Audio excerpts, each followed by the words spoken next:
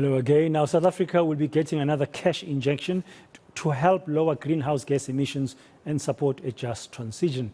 The World Bank has approved 9 billion rand worth, or $497 million for this project.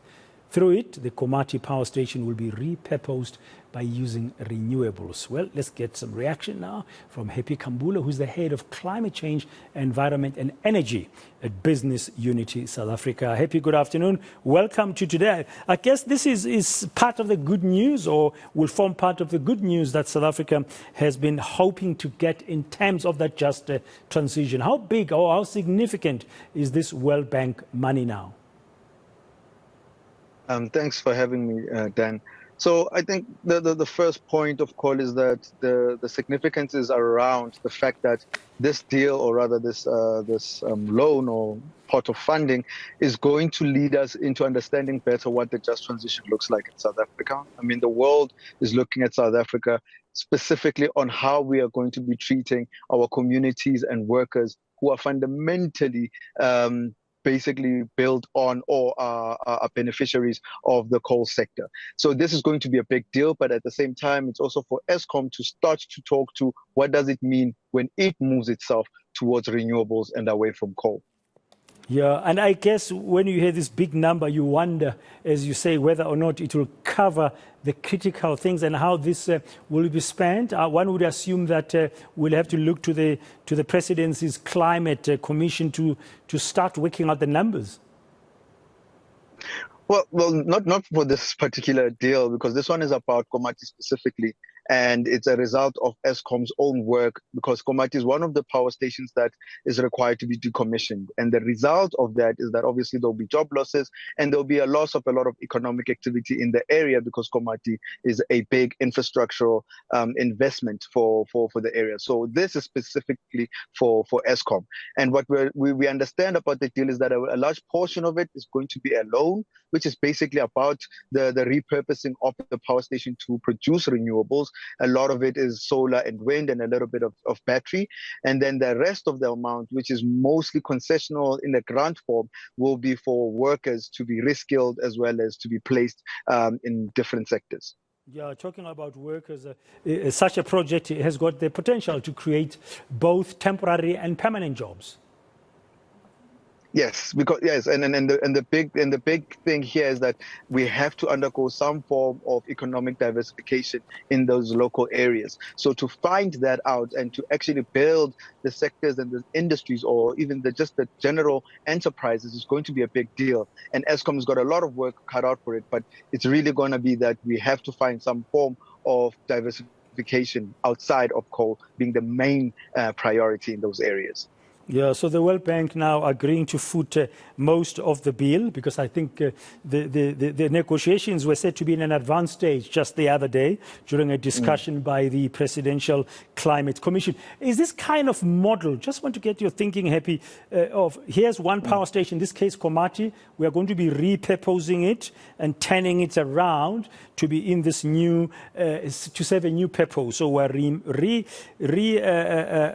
powering it, but we're purposing it for a new renewable future. Is this a kind of model that can be used for other old power stations, you think?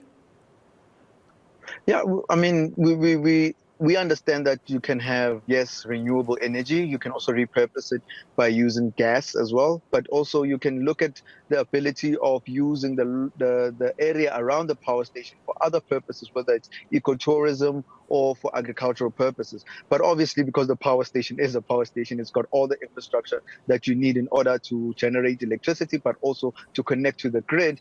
It would make sense to be able to do that.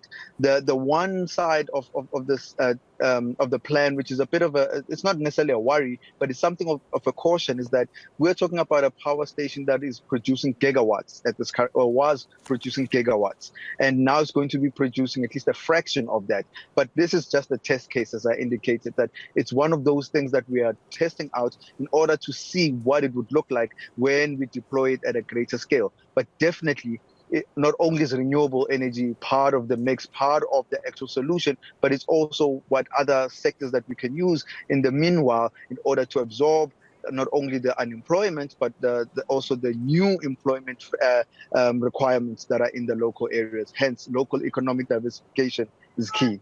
Yeah, so to make sure that the surrounding communities do benefit.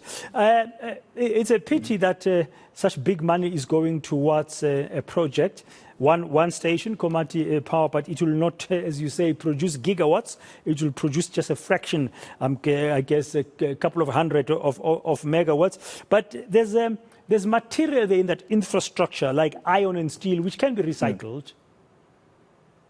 Yes, it can be recycled, it can be repurposed, and also the actual infrastructure that indicated can be used for other purposes. Not only is the physical infrastructure that's been set up, whether it's the towers, the buildings around, but also the land around there can also be used for other purposes as well, whether it's agricultural, whether it's for building other industries or other sectors that can be accompanying the actual training program, as well as the actual power station that's going to be set up using the renewables, whether it's solar and wind, as well as the battery packs. So for me, and I think for the country, what we should be looking at is whether or not we can scale up.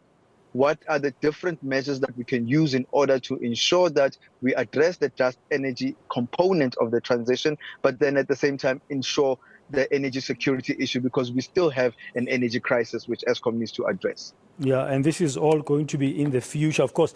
From a business perspective, what would you particularly be looking forward to at the end of this phase to say, okay, this is the first one, is really going to be a sustainable kind of model for us as a country going forward? From a business perspective, what would you as a business be looking for? Well, from organized business, the key area here is that, yes, overall, we have to be achieving our mitigation targets, which are a climate concern. But secondly is that small and medium enterprises are starting to get included in the greater value chain. And then thirdly, which is also very, very important, is that we begin to set up the necessary manufacturing capability in the country in order to start addressing our key fundamental problem, which is unemployment, poverty, and inequality. So those three areas are quite important. Obviously, the climate mitigation component, the fact that we're getting more SMME inclusion in the value chain of similar projects, so to increase not only employment, but also the inclusion of different companies and different sectors. And then largely the issue of manufacturing, which is quite key as we start to roll out more and more renewables. We need to start to produce these particular components, as well as setting up the assembly plants in South Africa.